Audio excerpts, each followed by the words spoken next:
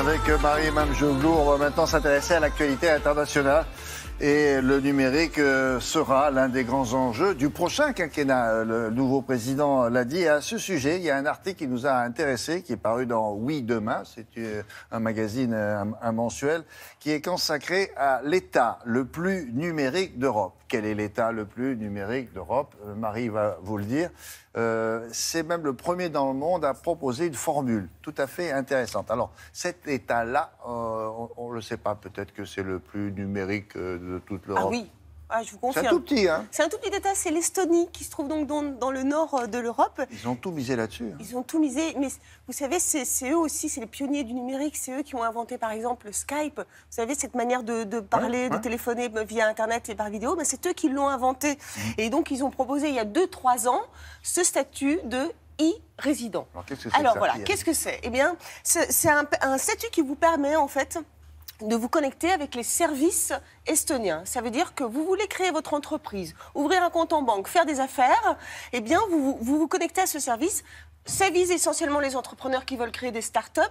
Et donc, ils vont avoir droit, en fait, à des avantages fiscaux, entre autres, et ils vont permettre de pouvoir gérer leur entreprise à distance, mais de n'importe où dans le monde. D'accord. Et on passe par l'intermédiaire de ces spécialistes estoniens du numérique. On n'a pas besoin d'être estonien pour le coup. Exactement, vous n'avez pas besoin de ça. C'est très très simple. Il suffit simplement, en fait, c'est une carte électronique, c'est une carte d'identité électronique en fait que vous allez en fait avoir grâce simplement en remplissant un dossier sur Internet. Donc on devient, ça dure un quart d'heure. On devient un e-résident. Vous devenez un e-résident, vous payez 100 €, vous attendez un mois, vous allez chercher votre carte dans l'ambassade de votre pays. C'est très très simple. Et ça offre William, pas mal d'avantages. Vous n'avez pas de, vous avez beaucoup d'avantages économiques essentiellement. Vous n'êtes pas un résident fiscal, vous n'avez pas la nationalité estonienne. Ce sont des avantages essentiellement économiques et vous allez voir, c'est d'une redoutable simplicité, mais aussi efficacité. Explication, regardez.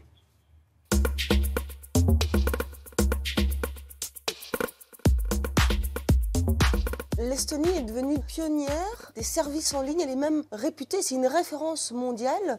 Pourquoi exactement? L'Estonie est un champion du numérique européen. Les Estoniens ont compris plus vite que d'autres les leviers que ça pouvait apporter, les avantages que ça pouvait apporter à la fois pour l'État mais aussi pour les citoyens. Et donc dès 1991, ils ont pris un certain nombre de décisions et d'actions pour numériser le maximum de leurs services publics.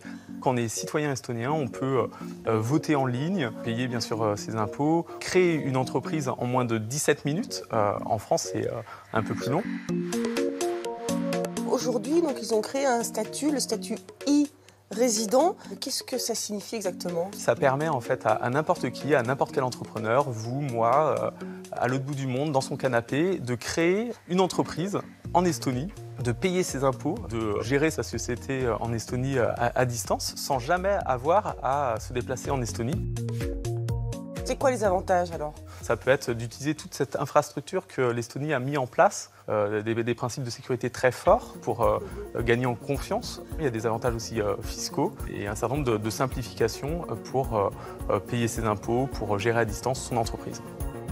C'est une initiative qui a été lancée en 2014. Il y a à peu près 17 000 personnes qui sont rentrées dans le programme e-résidence et je pense qu'il y a à peu près 2000 entreprises qui ont été créées.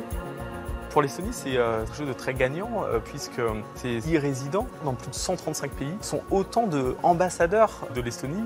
Ça permet, via ce réseau, de donner une bonne image et d'attirer en fait des investisseurs ou des entrepreneurs dans leur pays. Il ne faut pas non plus être naïf vis-à-vis de cette initiative. Ça incite les autres pays européens, et notamment la France, à se transformer par elles-mêmes. Il y a une sorte de compétition. Le numérique, c'est pas un secteur, c'est pas qu'une histoire de geeks, c'est pas qu'une histoire d'ingénieurs, ça nous concerne tous. Et donc derrière, il y a des choix de société. Et en fait, le numérique, c'est politique. Et ce qu'on peut souhaiter, c'est que nos politiques s'approprient le numérique pour en débattre. Ils offrent ce service, ça leur rapporte des sous d'ailleurs. Bien sûr, ça leur rapporte bien sûr de l'argent. Alors, ça marche très bien. Vous savez, ils sont 17 000 aujourd'hui dans le monde. Le gouvernement espère. 17 000. 17 000 membres, pardon. Le gouvernement vise les 10 millions de membres. Oui, bien et sûr. ça risque de marcher. C'est vraiment une très bonne manière, finalement, de parler d'un pays comme l'Estonie, qui est un tout petit pays, et surtout de rester à la pointe du numérique. Et c'est un très, très bon exemple à suivre. On a beaucoup à apprendre, en tout cas, de l'Estonie sur la numérisation de l'administration. Voilà. Merci beaucoup.